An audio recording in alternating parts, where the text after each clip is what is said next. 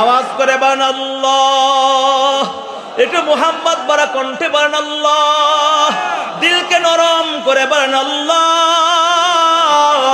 আল্লাহ আল্লাহ। বলেন না আল্লাহ আল্লাহ। ও বাবারা বলেন না আল্লাহ আল্লাহ আল্লাহ আল্লাহ আল্লাহ আল্লাহ আল্লাহ আল্লাহ আল্লাহ আল্লাহ আল্লাহ अल्लाह अल्लाह क्या मुबारक नाम है, अल्लाह अल्लाह आशिक़ों का काम है।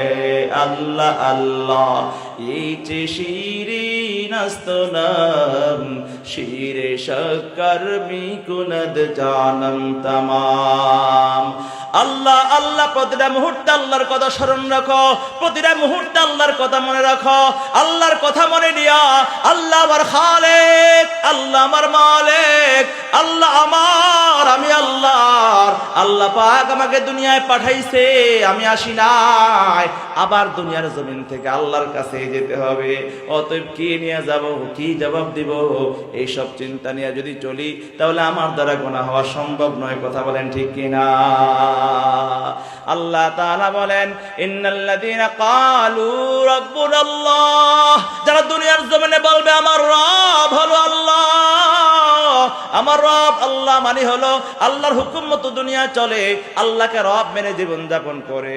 মসজিদেও আল্লাহ আমার, দোকানেও আল্লাহ আমার, জমিনও আল্লাহ আমার, ওই পার্লামেন্টও আল্লাহ আমার, ওই ব্যবসার মধ্যে আল্লাহ আমার, গার্মেন্টসেও আল্লাহ আমার, চাকরিতেও আল্লাহ আমার, সব জায়গায় আবার রব। যদি বলেন কে? আল্লাহ।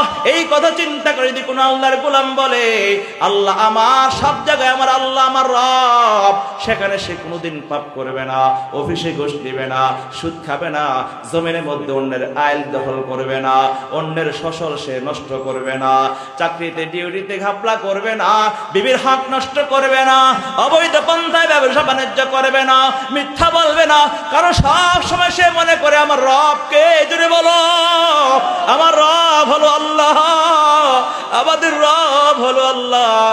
আল্লাহকে রব মেনে যারা দুনিয়ার জমিনে আল্লাহর হুকুম মতো জীবন যাপন করে, গুনাহমুক্ত জীবন গড়ে রে, ওই বান্দার যখন মৃত্যুর সময় হয় আল্লাহ তাআলা বলেন তাতানাজ্জালু আলাইহিমুল মালাইকা, আল্লাহ পাক রব্বুল আলামিন তার কাছে ফেরেশতা পাঠায়া দেয়। কেমন ফেরেশতা?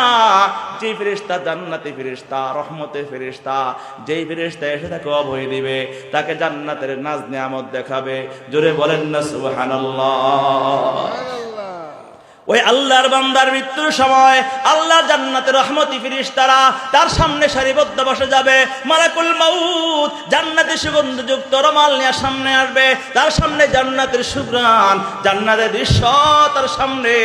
ওই ফেরেশতা তাকে অভয় দিবে, আল্লাহ তাখাফু ওয়ালা তাহজানু ওয়া আবশিরু বিল জান্নাহ। ওই ফেরেশতারা বলবে, হে আল্লাহর গোলাম, দুনিয়ার জীবনে আল্লাহকে রব মেনেছো, দুনিয়ার আল্লাহর হুকুম মতো চলেছো, আল্লাহর নাফরমানি করো নাই, অতএব তোমার কোনো ভয় নাই, তোমার কোনো টেনশন নাই, চিন্তা নাই। আল্লাহু আকবার বলেন না?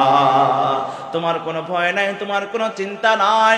ওই ফেরেশতা অভয় দিবে আর বলবে ও আবশিরু বিল জান্নাহ, বরং আল্লাহর প্রিয় বাচ্চা তুমি, আল্লাহর খাঁটি গোলাম তুমি, নফসে মুতমাইন্নার মালিক তুমি, কলবে সালিমের মালিক তুমি, তোমার কোনো ভয় নাই, চিন্তা নাই, তুমি ওই আল্লাহর জান্নাতের সুসংবাদ গ্রহণ করো। জোরে বলেন সুবহানাল্লাহ।